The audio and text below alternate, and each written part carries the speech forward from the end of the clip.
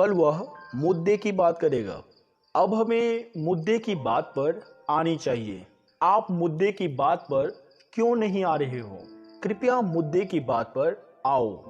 इस टाइप के सेंटेंसेस को हम किस तरह से इंग्लिश में बोलेंगे, आज की वीडियो में यही सीखेंगे। तो चलिए स्टार्ट करते हैं। इसके लिए हमारे पास है कम टू द पॉइंट और गेट टू द पॉइंट, जिसका मतलब होता है काम की बात पर आना या फिर मुद्दे की बात पर आना, या काम की बात करना या मुद्दे की बात करना। अब देखिए, काम की बात या फिर मुद्दे की बात, या ये सब जब भी हमें यूज करना हो, किसी भी सेंटेंस में यूज करना हो, तो उसके इंग्लिश के लिए हम हमेशा क्या करेंगे, या तो come to the point use करेंगे या फिर get to the point use करेंगे। ठीक है, कैसे यूज करेंगे चलिए हम स्ट्रक्चर देखते हैं ताकि हमें अच्छे से समझ में आ जाए। स्ट्रक्चर में कहता है कि सबसे पहले सब्जेक्ट लगाने के लिए, इसके बाद हेल्पिंग वर्ब, इसके बाद कम टू द पॉइंट या फिर गेट टू द पॉइंट, मतलब दोनों में से कोई एक लगा देंगे। राइट, इसके बाद कहता है अदर वर्ड्स लगाने के लिए, यानी जो कुछ भी बचा ना इसके बाद डाल दो। ऑब्जेक्ट बता, ऑब्जेक्ट डाल दो, या फिर कोई अदर वर्ड्स है वो डाल दो। ठीक है, अब देखिए यहाँ पे कहता है नोट। नोट क्या है हमारे पास, वो कहता है कि इसमें प्रयुक्त कम और गेट दोनों ही वर्ब है, यानी ये जो कम है और ये जो गेट है ये दोनों वर्ब है। वैसे भी हमें पता है कि ये दोनों वर्ब है ना, इसीलिए सेंटेंस के अनुसार इसका फॉर्म चेंज हो जाएगा। चेंज हो जाएगा इसका मतलब ये कि कभी ये V1 लग सकता है, कभी ये V5 लग सकता है, यानी कम का कभी केम हो जाएगा, गेट का कभी गोट हो जाएगा। इस तरह से कभी ना कभी चेंज हो जाएगा, मतलब सेंटेंस के अनुसार ये चेंज होता रहेगा। कभी कम से भी हो जाएगा, कभी गेट्स भी हो जाएगा। तो इस तरह से जिस तरह का डिमांड हो, मतलब उस सेंटेंस में, राइट, उस तरह का ये चेंज हो जाएगा, यानी इसका फॉर्म जो है चेंज हो जाएगा। तो चलिए हम एग्जाम्पल्स देखते हैं ताकि ये सारे अच्छे से क्लियर हो जाए। तो एग्जाम्पल्स में हमारे पास पहला एग्जाम्पल है, कल वह मुद्दे की बात करेगा। होता है ना कभी कभी कि कोई घुमाता रहता है, अबे आज ये बोल दिया, कल वो बोल दिया, तंग आ गए इस इंसान से। कहते कि नहीं नहीं नहीं, अब कोई दिक्कत नहीं यार, कल वह मुद्दे की बात करेगा, मतलब जो बात है ना रियल वाली वही बात वो करेगा। ठीक है, तो इसे किस तरह से हम ट्रांसलेट करेंगे, सबसे पहले कहते हैं सब्जेक्ट लगाने के लिए, तो हम यहाँ पे सब्जेक्ट लगा देंगे ही। क्यों लगाए ही, क्योंकि यहाँ पे है वह, सब्जेक्ट यहाँ पे वह है तो हमने ही लगा दिया। इसके बाद कहता है हेल्पिंग वर्ब लगाने के लिए।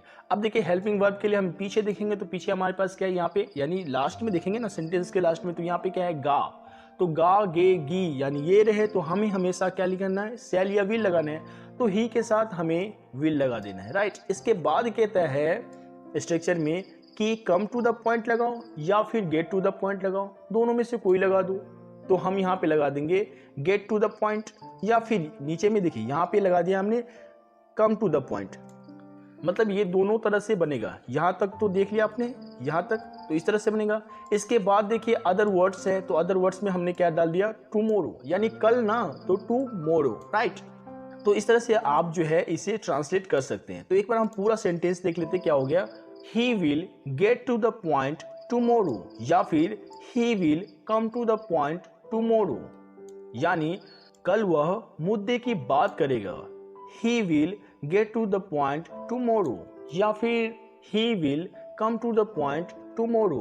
तो इस तरह से हम इसे सीख चुके, आगे बढ़ते हैं। अगला एग्जाम्पल हमारे पास क्या है, अगला एग्जाम्पल हमारे पास है, अब हमें मुद्दे की बात पर आनी चाहिए। ठीक है, अब हमें मुद्दे की बात पर आनी चाहिए। तो इसके लिए क्या हो जाएगा, सबसे पहले हमें सब्जेक्ट लगाना है, तो सब्जेक्ट हमारे पास है हमें, तो हमें का क्या हो गया, हमें का होगा वी, तो हम यहाँ पे वी लगा देंगे। इसके बाद कहते हैं हेल्पिंग वर्ब, तो हम यहाँ पे शुड लगा देंगे।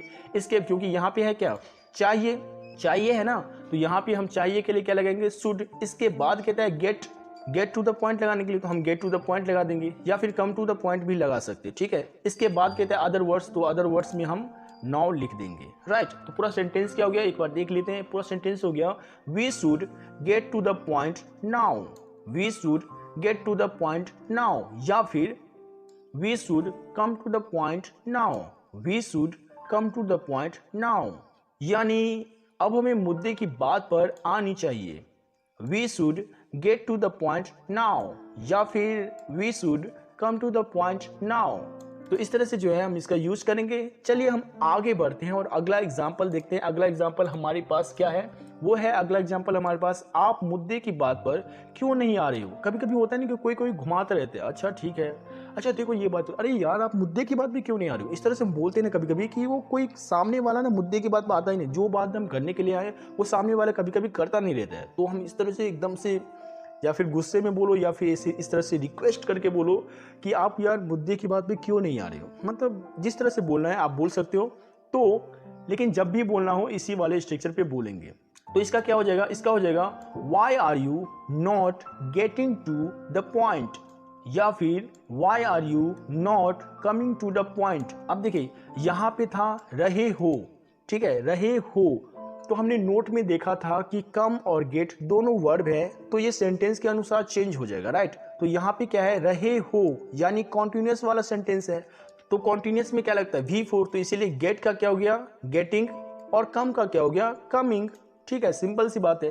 तो चलिए एक बार फिर से जो है हम सेंटेंस देख लेते हैं। तो ये सेंटेंस क्या है, why are you not getting to the point, या फिर why are you not coming to the point. इसका हिंदी हो गया, आप मुद्दे की बात पर क्यों नहीं आ रहे हो। Why are you not getting to the point, या फिर why are you not coming to the point.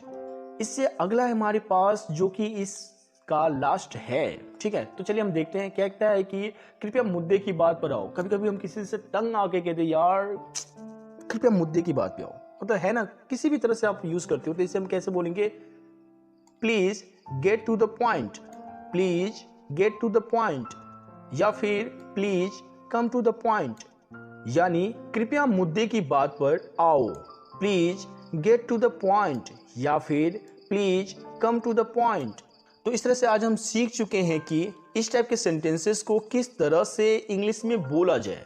तो चलिए मैं आपको कुछ प्रैक्टिस के लिए सेंटेंसेस दे देता हूं ताकि आप इसे बार बार प्रैक्टिस करें और आप इसे अच्छे से सीख जाए। तो चलिए मैं आपको ये कुछ सेंटेंसेस दे रहा हूं, आप इन सेंटेंसेस को ट्रांसलेट करके हमें कमेंट बॉक्स में सेंड कर दीजिए। तो चलिए मिलते हैं नेक्स्ट वीडियो में, तब तक के लिए थैंक यू सो मच।